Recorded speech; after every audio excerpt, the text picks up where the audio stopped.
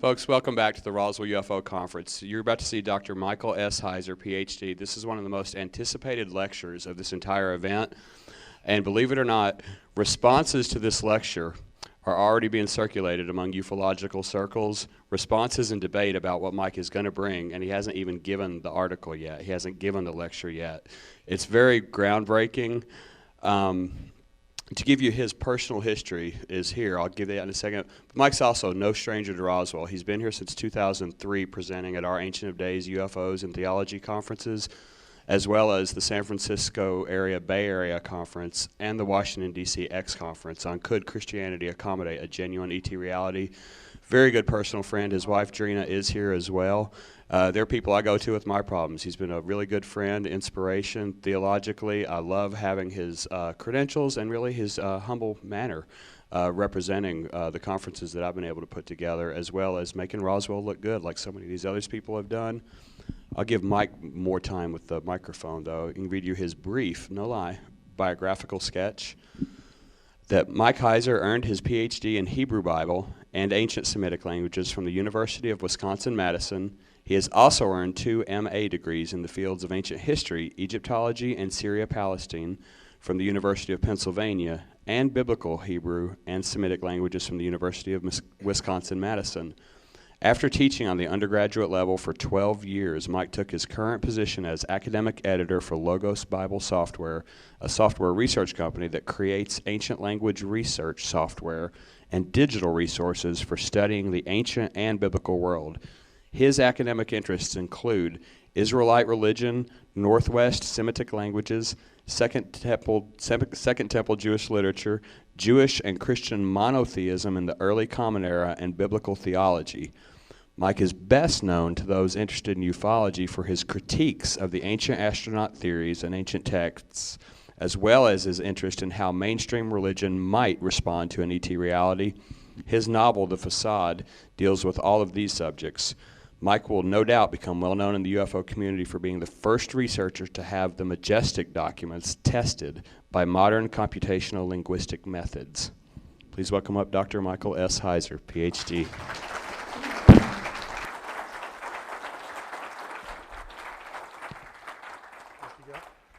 Are we on, or should I hold the? Okay. Okay, well, thank you for the introduction. And this is, as Guy told you or hinted at, this is a first. So you'll be able to say at some point, I was there when Heiser did his session in Roswell on testing the Majestic documents. What you're going to see is something that has never been done before. I don't know why. It could have been done in the last 15 to 20 years, but no one has undertaken it, and I may say a little bit about that as we go through. But what I want to do is sort of take you through. I had to make up a title a few months ago, so I said, hey, authentication and interpretation. What you're really going to get is authentication. I'm sure I'll be able to leave a good bit of Q&A for questions, and then we may get into interpretation at that point. Because I only got the test results in June. I sent these things off to a leader in the field and had to wait, just like some of you have had to wait weeks and weeks and weeks since you heard a little bit about this. I had to wait months to get the results back, and so I want to of course, give you the results, but I also want to take you through the process. What did I do? What did I have done? What does it mean? A little bit of background on it so you know the significance of it. This is a good case of hard science being applied to UFO studies. Now, I've said many times before, I don't have a dog in this fight. I am not a professional ufologist. I have a day job. I don't do this for a living. I don't need any money from it. Okay, I just want to know. And there are areas that I'm taught in, I'm trained in. I want to apply those to questions like, well, are the Majestic documents real or not? I mean, what can we say? What can be tested? That sort of thing. And so that's what I did. I had no idea what to expect. So with that said, let's jump in here. This is a basic outline of what we're going to be going over. There's going to be an introduction, an overview of the process, the sources for the documents, how they were selected, and they were selected according to the methods that, frankly, I could afford, because this is self-funded. I'm going to be pitching you and pitching a very large audience on the 12th of July. I'm going to be a guest on Coast to Coast. And what I need to fund further research is I need to find 500 people who care. If there ain't 500 people who care about this, then that will say something to me, and it will probably say something to the wider UFO community. I'm going to go through the results then and comment on them, and then talk about what could be done in the future. Now, the basic idea for this came to me when I was at the X conference in 2005.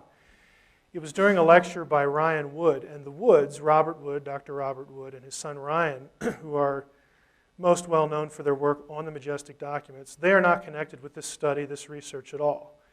I don't even know if they know about it, because it's really been under the radar.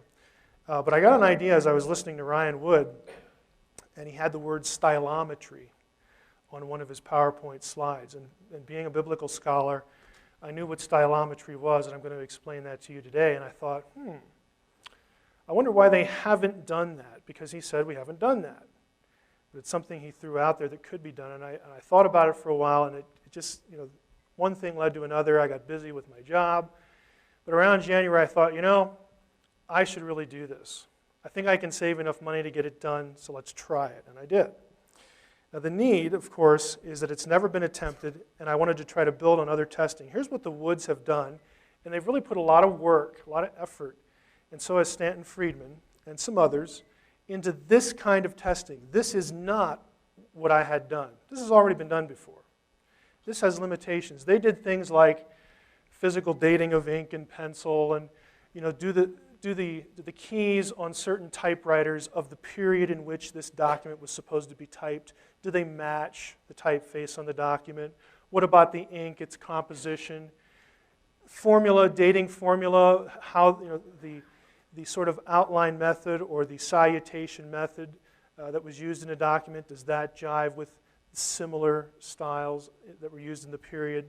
So it was sort of a chronological testing. They did testing on watermarks, chemical composition of the paper. Again, these are physical tests. Comparison with known events, handwriting they've done a little bit with, the stamps on certain Majestic documents, are they consistent with stamps used in the period, that sort of thing. All that has been done. I did not want to reinvent the wheel. I think we should be thankful to the Woods that they've really put the effort into doing what they've done. But this surpasses what they've done in significant ways. Now, as far as a linguistic testing claim, some of you are thinking, well, I've read about, read somewhere before that the Majestic documents have been tested by a linguist. Well, not really. Kind of, sort of, and frankly, no. Now, here's the quotation that you might be thinking. This is Stanton Friedman, and I don't mean this in any way negatively towards Stanton. He was honest. This is what he had done, and we're going to talk a little bit about it. At the suggestion of attorney Bob Blechman, I had obtained 27 examples of Hillenkoetter's various writings from the Truman Library. He hands them to a linguist, and the guy was a linguist named Dr. Westcott. He reviewed these. Well, what does that mean? He reviewed these and the EBD, the Eisenhower Briefing document, dated April 7, 1988, letter to Bob. In my opinion, there's no compelling reason to regard any of these communications as fraudulent or to believe that any of them were written by anyone other than Hillenkoetter himself. This statement holds for the controversial presidential briefing memorandum of November 18, 1952, as well as for letters, both official and personal. End of quote. What Stanton Friedman did was he took some documents, handed them to a linguist, and said, hey, what do you think? Could they be real? And the guy says, well, I don't really see any reason they couldn't be. Problems with the claim. There's no proof that the linguist did any testing.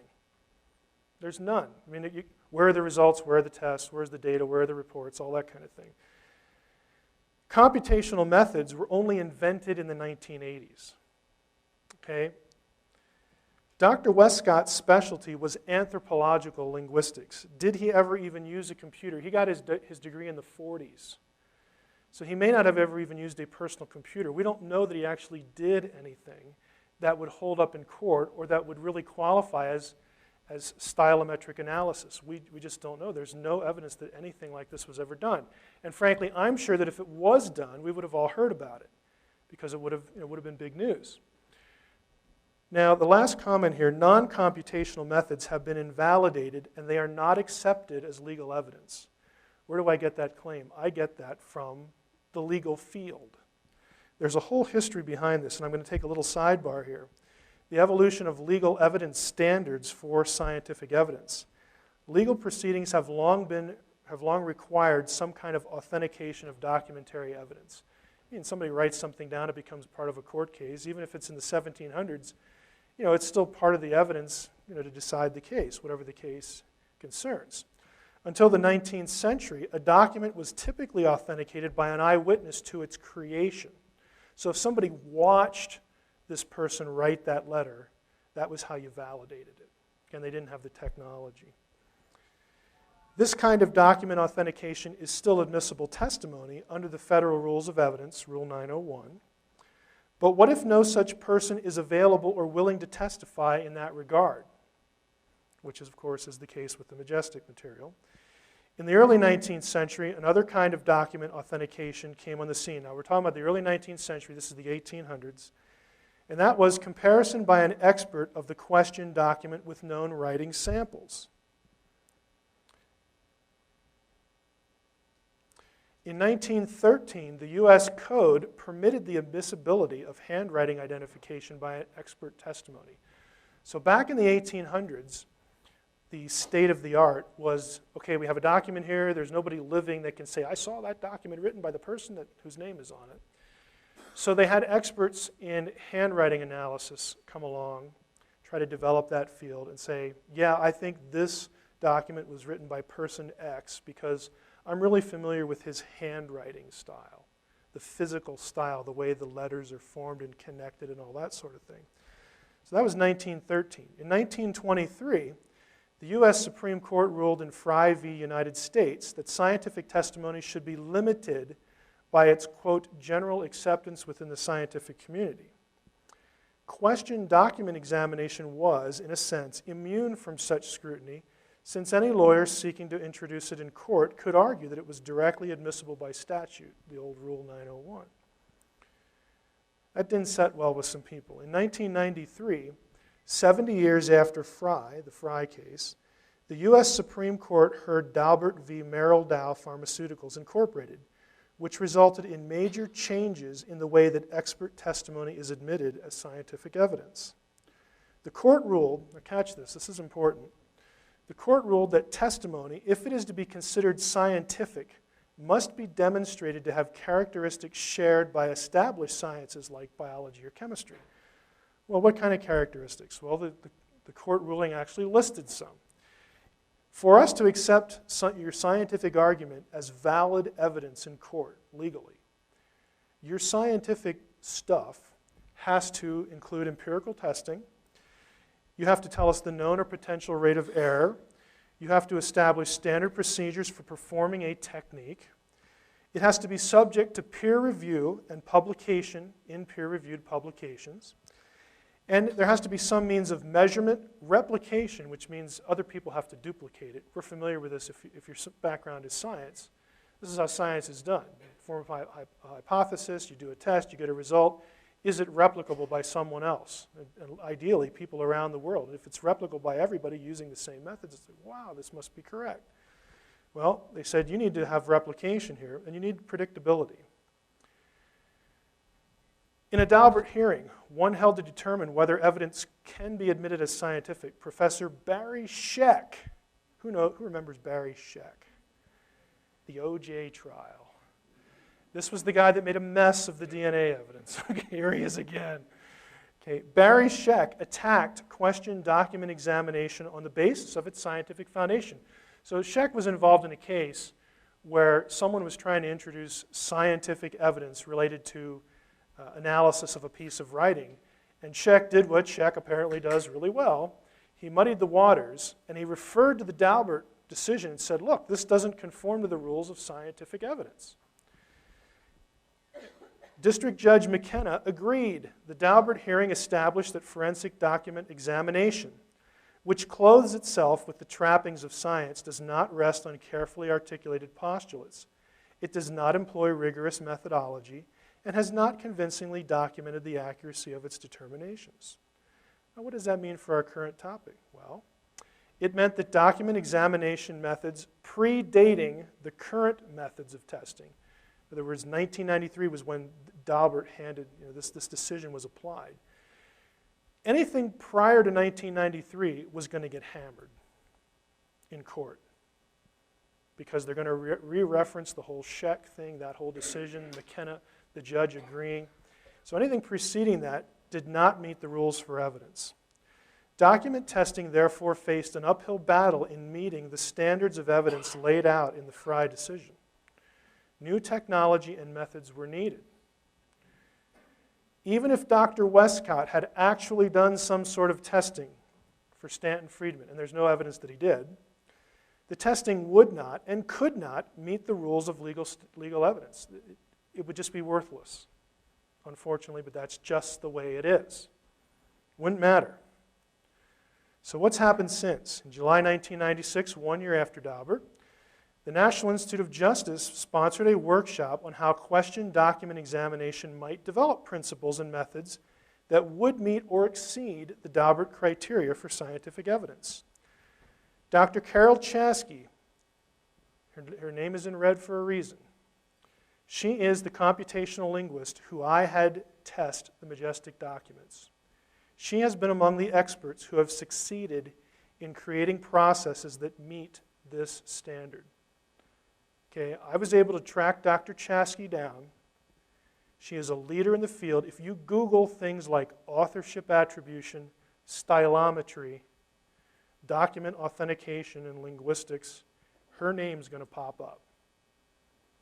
So I literally sent her an email after I was almost done typing everything in, and I had some assistance from some Roswell residents here to do that, and said, hey, are you interested in this?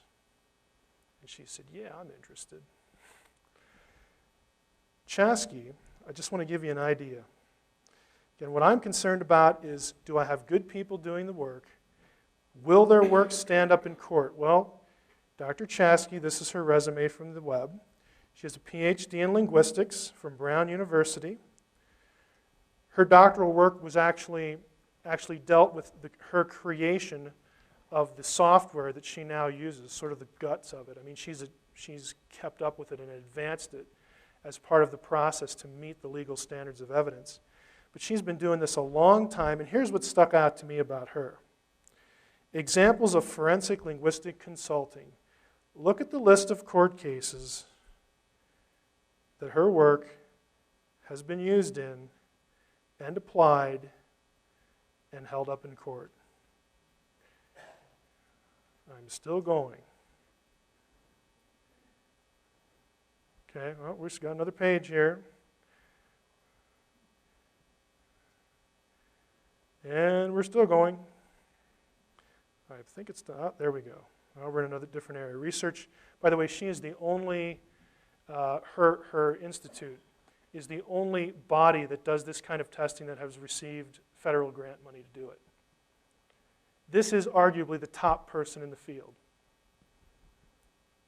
She's not going to blow it. Okay? Now, her methods in testing have held up in court. The Majestic documents have never been tested in such a scientific manner as they were these past months. And of course, this past month is when I got the results. There's just no better person to do it. So let's talk about what she did. Okay? What is authorship attribution, presuppositions, history, uses, and this thing we call stylometry? The discipline of authorship attribution is a way of determining who wrote a text when it is unclear who wrote it, or of ruling out the validity of some claim of authorship. So if I was involved in a court case and there was this document, I said, no, I didn't write that.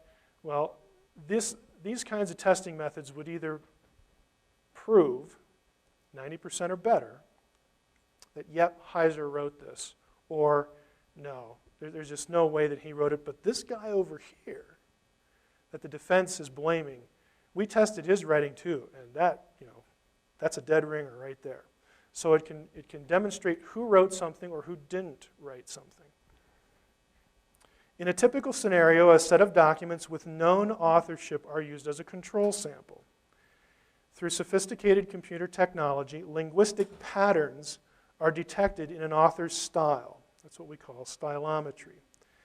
The linguistic patterns of the test document are then compared to the control data to see whether the linguistic patterns match. So if Dr. Chasky wanted to prove that I wrote something, again, with a high degree of probability, she would test lots of stuff that I'm written that I don't dispute. Yep, I wrote this pile of stuff. She would just pour all that into her computer program. The computer would detect stylistic things that I do when I write. And then it would come up with a set of patterns that I have. And then she would run those patterns against the unknown, the disputed one, and ask the simple question, do they match? Now, the methods are based on certain presuppositions which have been confirmed by years of validation testing. For Dr. Chasky to meet the Daubert criteria for legal evidence standards and scientific standards, she had to be able to demonstrate that her processes work on known material. She gets the correct result. And she's been doing that for years. When authors write, they use certain words unconsciously. Each of us has habits that make his or her writing unique, a so-called linguistic fingerprint. The computer extracts features from a text that can distinguish one author from another, and through advances in machine learning and natural language processing, they make that extraction very sophisticated. Now, primitive methods for doing something like this before computers were around, but they were novel for their time. Go back to 1887. Mendenhall's work was followed by the work of a guy named Yule in 1938 and Morton in 1965, but they didn't have computers. Computational methods began in the 80s. Again, this is at the end of Dr. Westcott's career, again, the linguist that Stanton Friedman mentions. Like I said, we don't even know if the guy ever used a computer. He was not a computational linguist, and he couldn't be because the methods were new. And before the mid-1990s, the methods were considered invalid in terms of holding up in court. Common contemporary uses. Where have you might have heard of this before? Stylometry is used to analyze anonymous or disputed documents or books, such as plays of Shakespeare. Every once in a while, something will come along, and it's something that Shakespeare scholars aren't familiar with, but it has Shakespeare's name on it, or it looks like Shakespeare. So there's a website here, shakespeareauthorship.com, where you can see some of the methods used in that example. Plagiarism detection. Those of us who have taught really enjoy when we can nail somebody who plagiarizes. It's a lot of fun. The book Primary Colors. Anybody remember this?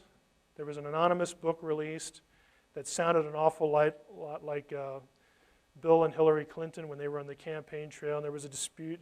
Nobody knew who wrote it. Once they had a suspect, they called in a stylometrist, and they nailed them. And then the person fessed up. Yep, it was me. The Unabomber. Once the authorities believed that Ted Kaczynski was the Unabomber, they took material that he had written, put it through some stylometric programs, some software, extracted patterns, and ran them against the anonymous notes that the Unabomber had written. And guess what? This is the guy. Forensic investigations also use this on, I don't want to unsettle anyone, but on emails and newsgroup messages. Our company actually just hired a guy who wanted to get out of the defense industry, who was a computational linguist. And his job before coming to our Bible software company was reading your email and designing the programs for things like Carnivore. He got tired of doing that. He thought this would be much more interesting. So we're glad to have him, and he's glad to be out of it. Guess he has a conscience. Stylometry now. Again, the science of determining literary markers. What are some examples? Well, you can study the rarest, most striking features of a writer. That's not really the best thing to do, because that can be faked. Let's say that I know I want to fake a document written by some guy who's a physicist. If I know a little bit about physics, that's good because I can do research and study physics books and pull out unique vocabulary that a physicist would use and put them in my document. Okay? Unique vocabulary isn't a very good test. It's much harder when you can study patterns for how writers use words like and, to, but, prepositions and conjunctions. Believe it or not, when I write, I subconsciously use very, very common words in patterns. It would take a lifetime for someone to study my writings, and probably that person wouldn't have a life, to find out how I use if, how I use prepositions. But a computer can do that in a few minutes, a few seconds, depending on what you're looking for. While unusual vocabulary can be adapted or incorporated in faking, it's hard for anybody to do the opposite. Now today a stylometrist could do it. I mean, I could go hire a stylometrist to fake a Majestic document. Hey, go study FDR's stylistic patterns, and then let's write up a document that matches those patterns, and then let's go have another stylometrist test it and say, wow, it's authentic. I mean, you can do that today, 2007. Couldn't do that in the 50s. Other style markers.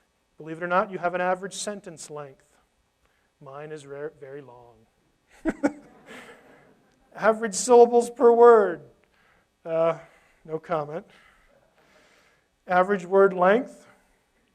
Distribution of parts of speech. How do I use nouns, verbs, prepositions, and conjunctions in combination with each other? There's a pattern. Word frequencies. How often do I use certain words? How often do I use those little function words? Even punctuation. How often does Mike use a semicolon and where? Okay. That's impossible to fake. Syntactic patterns, larger sentence structures. No single test criterion is conclusive. This is an important point.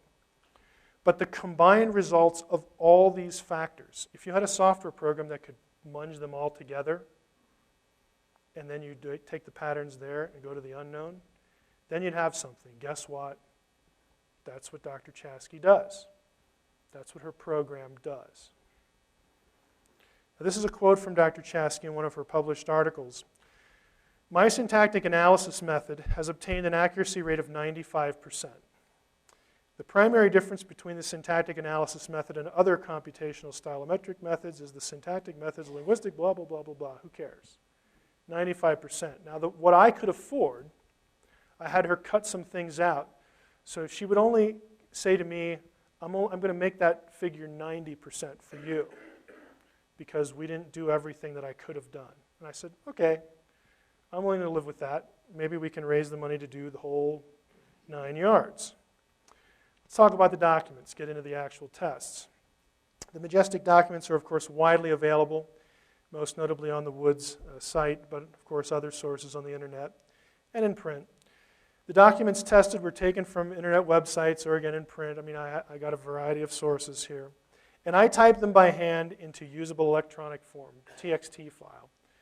And Free and Amy here in Roswell, who are running the conference, helped me finish that up so I could get the testing done in time. But that's all we did. We had, by the way, I should say, I was interested in the text. I didn't worry about headings. I didn't worry about stamps on documents. All we were interested in retyping and testing was what did the person write? All the sentences, all the paragraphs, that kind of thing. Documents that bore a specific author name were selected. Now, the reason that we had to do it this way is because a Majestic document had to have a name on it. It had to have a claimed author so that I could go collect the control samples. Let's say there's a memo here in 1947 in July, written by Admiral Hillenkotter, whatever. Okay, there's a name on that. It's claimed to have been written by Hillenkotter. We'll take that one. Now I need to go to the web or to whatever archives, whatever's available, and I'm going to find some stuff written by Hillenkotter that nobody disputes, and I'm going to retype that, and that'll be my control sample against which I will test the unknown. So it had to have an author name. It had to be long enough, at least 2 sentences. Some of the Majestic documents are less than 2 sentences and aren't even sentences. They're just outlines. I can't do anything with that. It had to have significant interest or content. What I mean by this is, again, I had to trim them, again, based upon financial considerations. Did the document say anything interesting about aliens or alien bodies or extraterrestrial technology? I wanted good ones. Okay, I wanted interesting ones. I wanted prose text, no outlines, no table of contents. I wanted primary, not secondary witnesses as author. I went after people who were there, okay, who were on the inside, like members of Majestic 12 or something like that. And I knew there was a known fraudulence factor. Stanton Friedman has done a lot of work doing his own checking on the Majestic documents. And if you go to his website, he has 7 there that he, to my satisfaction, has proven. He's proven that 7 of them are fakes. I threw a couple in and didn't tell Dr. Chasky I was doing it. I wanted to see if she'd catch them. So I put a couple in that I knew were bogus. That was my own little backup test. Here are the ones that I did, that I had tested. There are 9 authors. So you remember which button to push here, yes. FDR, Truman, Eisenhower, Kennedy, Marshall, Hillenkotter, Twining, Vannevar Bush, and Dulles. These are the documents that I picked right here. I believe they add up to 17. This is just word count, character count. I didn't know if that was important to Dr. Chasky or not. I don't know if it was, but I threw it in when I sent her the spreadsheet. So here are the documents. FDR to Marshall, FDR on non-terrestrial science. That's kind of a famous one. Truman to Twining, July 9th, 47. Truman to Forrestal, Eisenhower to Twining, Eisenhower to the Director of Central Intelligence, so on. You can read the list here. These are the ones that I selected.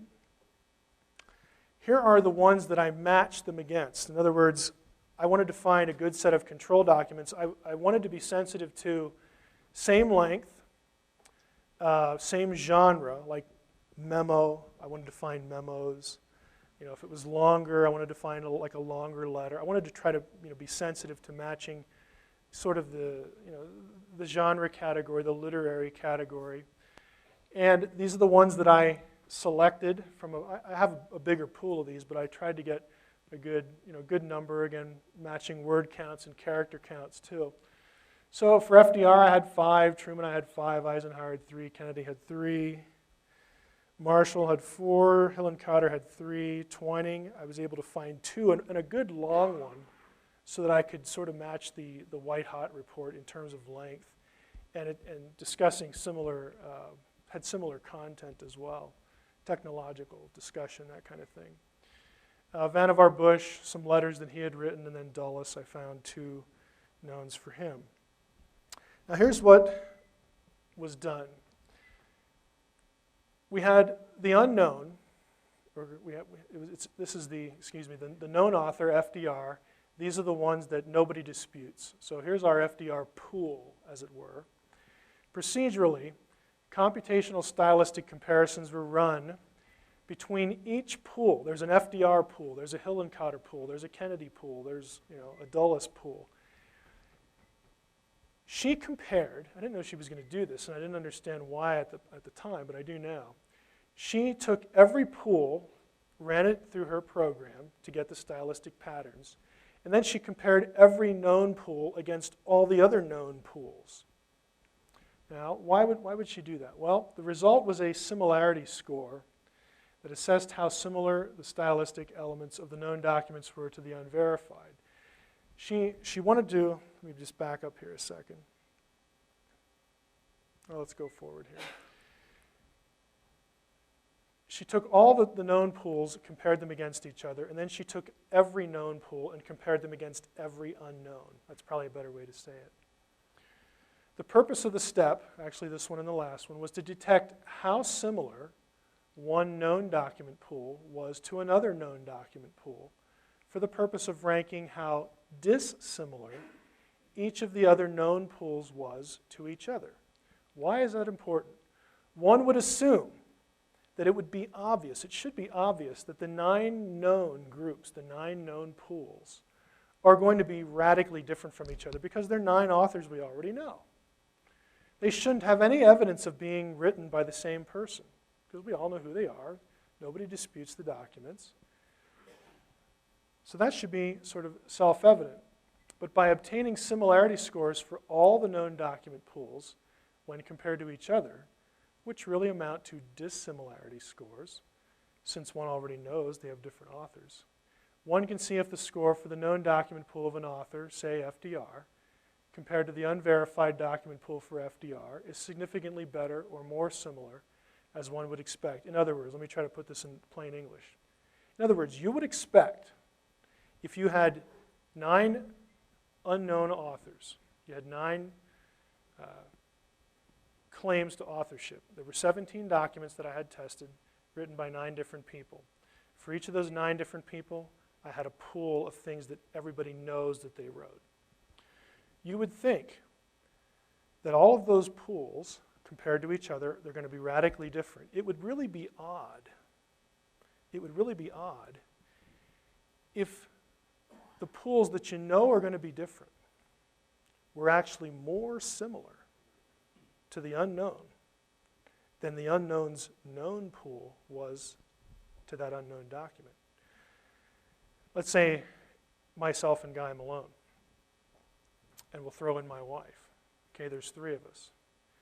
If we tested pools, document pools for my wife, myself, and Guy, well, of course, all 3 of those are going to be highly dissimilar. It would really be weird if an unknown document from me, something that someone said, you wrote that, Heiser, if that was actually more similar to like my wife's pool than it was to my own pool, that would really be strange. That would really be a mark that I did not write that thing. Okay, if there was a greater dissimilarity. So she compared everything against everything else. Then she ranked similarity scores. The similarity score of an unverified document was ranked to its corresponding known document pool, and that was ranked alongside the similarity scores of all the other knowns. In the rankings, and I'm going to show you the rankings here in a moment, the lowest numerical figure, and again, her program spits out numbers, it spits out this score.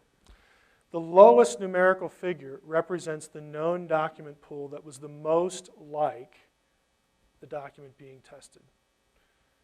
Okay, so whichever group, she had all the groups, and she would put one in the top slot in her spreadsheet. This pool is the most like the style of this document being tested. In the following spreadsheet, this lowest number is listed in the top slot for each unverified document. The lowest similarity score, again, the lowest number, the score that occupies the top slot identifies the real author in just under 91% of her validation tests. The bottom line, if the unverified document was genuine, and by genuine I mean if it was written by the person whose name is on it, one would expect its known document pool to occupy the first slot in the similarity score ranking. The circumstance would be a match. If the unverified matches the known pool, the known is in the first slot. Here's what we mean. Here are the test results. In the left-hand column is the document being tested. This is FDR number 1. Remember, I had that spreadsheet up a few slides before, giving you the ones that I had tested.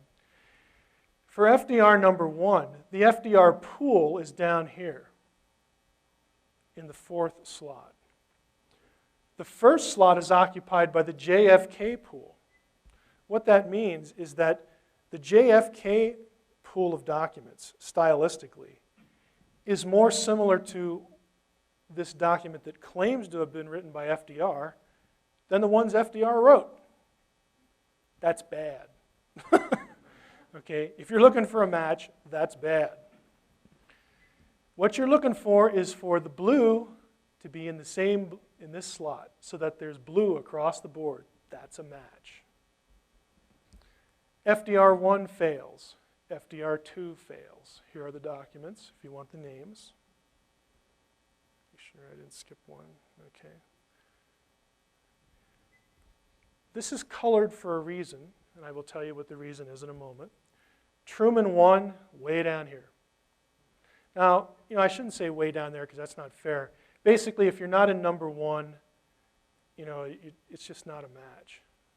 And it's not necessarily, this is really awful.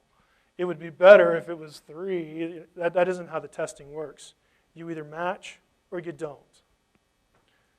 Truman 1 fails. Truman 2 fails. Again, here are the documents. Dwight D. Eisenhower 1 fails, but narrowly. You'll notice JFK is in red. Back here, JFK is in red. Back here, JFK is in red. We'll talk about that in a moment, too. Eisenhower 1 fails. Eisenhower 2 fails. JFK, I only tested one of those, failed. Marshall 1 fails. Marshall 2 fails. Hillenkotter 1 fails. Hillenkotter 2 fails. Hillenkotter 3 fails. Twining 1 fails. Twining 2 fails. Twining 3 is a hit. By Chasky's methods, this document is authentic. It was really written by Twining to General Shulman, to the best of 21st century technological methods. Bush fails, Dulles fails, and I believe that's the end. Only one of the 17 Majestic documents tested can be considered to have been written by the person whose name they bear as author. This is only 17 of them. Keep that in mind. In 8 of the 17, the JFK document pool occupied the first slot. And when Dr. Chasky sent me the results by email and we chatted on the phone, she goes, "This was really weird. She said, I've never seen anything like that." That does not mean that JFK wrote them. Rather, here's what it does mean. These 8 documents had roughly the same degree of similarity to this pool, and it suggests, but it doesn't prove, that these 8 documents could have been produced by the same person. Doesn't prove it, but it hints at it. And her response was, we would need to do some more. She says, there are some things I can do to that to make that a little tighter, but it's like, pay me. And, she deserves it. I mean, I'm not taking anything from her. Let's go back here. Why do I have blue? Can anybody guess? Anybody really familiar with the Majestic documents could guess this. I think this is our first blue. There's a blue, Truman 1. It's a blue, Marshall 2. Blue, Hillenkotter 3.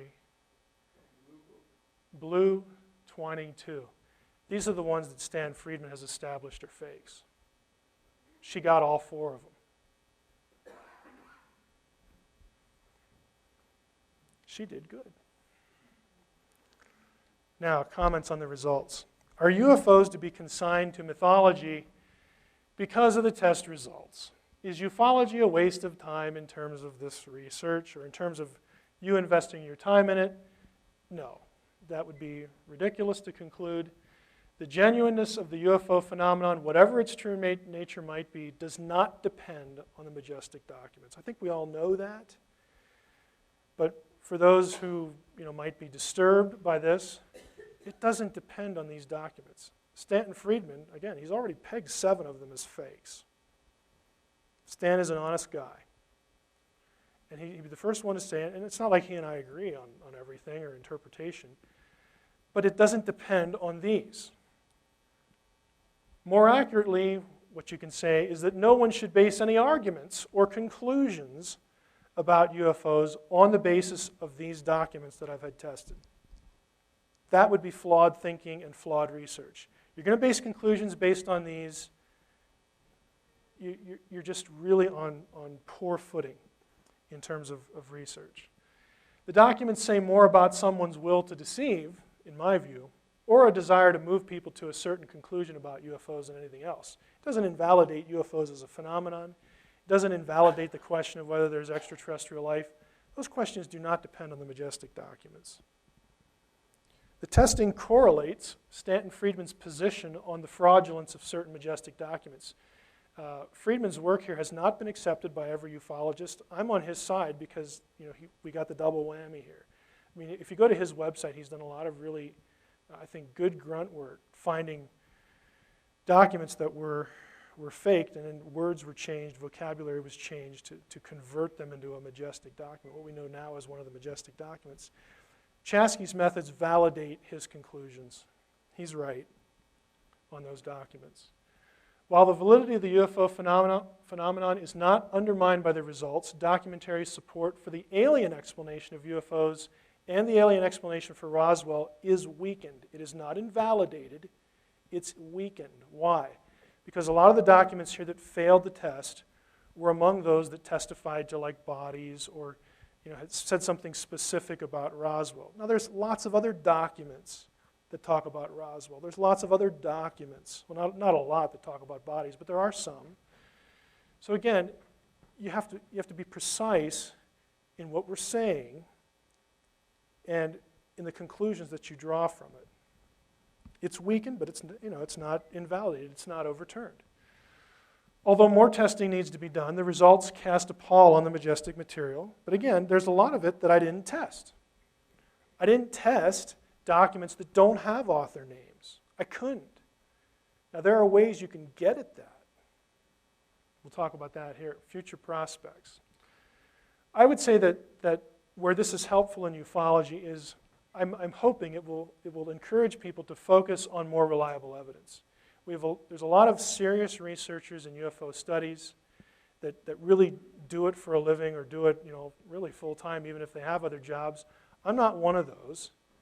Okay, we know who those people are. And if this helps them zero in on better cases, things that are really more fruitful, great.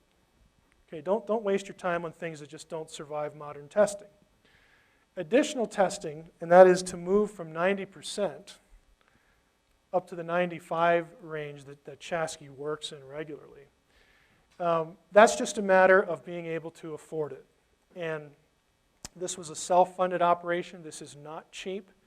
This is how Chasky earns her living, and she has every right to do it. She earned her PhD. She's earned her keep in the field. She's a leader among the field. And if you want more done, if I want more done, I need to raise the money. Okay, I am not a full-time ufologist. I wanted to know. Okay, now Dr. Chasky told me something halfway through the process that I did not know. She said, when you asked me to do this, the reason I accepted it so quickly was that I had seen it before. She had been approached by Robert Wood and Ryan Wood to do the same thing 4 or 5 years ago. And I said, "You're kidding." She said, "No, I'm not." I said, "Why didn't you do it?" She said, "They just lost interest. They backed away from it. I don't know why, and Mike, I don't know why either." It wasn't that expensive. I mean, I took a little hit, okay? I'm not going to spend any more of my own money on it. I want to know that what I need is 500 people to buy the preliminary report. I have a show Thursday, July 12th on Coast to Coast AM. This is going to be one of the topics of the show. And if I can't get 500 people to care, to raise the money for all the rest of the stuff that she can do, then to me that says something. That means I move on to something else. I mean, I'm still going to be interested. I'll do other UFO kind of things I'm interested in, but I can't afford any more. So if there ain't 500 people that care, I guess they're not important. But then the researchers ought to quit talking about them. Okay? I take a no-nonsense approach to this. It's put up or shut up. Okay? If you're going to say that we want science applied to UFO studies, well then let's do it. If you don't want it done, then quit talking about it. And, you know, I'm interested. I want to be able for her to just do everything she can do. So hopefully that'll be the result. If she gets to do that by applying more testing results, here's some of the stuff she could do. Now, if you discover, okay, if she does all the full battery of testing on every document that has an author, there were a few that, you know, I excluded, you know, based upon the reasons that I gave you. The first thing I'd ask you to do is, okay, let's get everything that has an author, run all the tests on that, run everything you have, throw everything you've got at it, these 17 plus the other stragglers, and then when you have a very sophisticated body of stylistic patterns, then what I want you to do is I want you to run those patterns against the stuff that doesn't have an author and see what hits, what matches, and what doesn't. Now that doesn't mean necessarily, it could mean that, oh, here's this anonymous document, we don't know who wrote it. Hillenkotter wrote it. That would help, you know, UFO historians like a Rich Dolan, okay?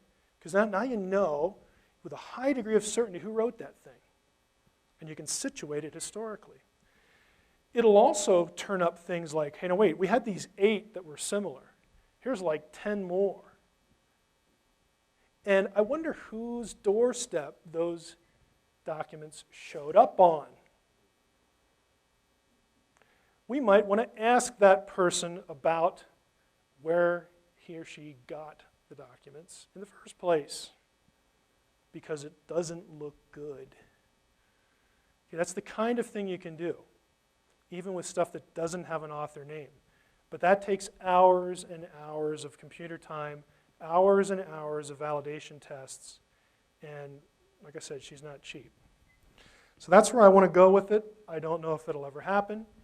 If you want the report, this is the only place you can get it. And I didn't bring any with me. Why? Because I want to find 500 people who care. I don't want to hand it out so that you can hand it to all your friends. I want to find 500 people who care. I get 500 people who will pay $11.95, and it'll get done. All of it. So this is where you go. You go to my website. This is what I'm going to tell the coast-to-coast people. I'm going to be honest. Look, I'm not going to Tahiti. Okay? You won't find me in Tahiti. You will find me writing checks to Dr. Carol Chasky to do the rest of it. I'll leave this up, but that's all I have. So what time is it? Q&A.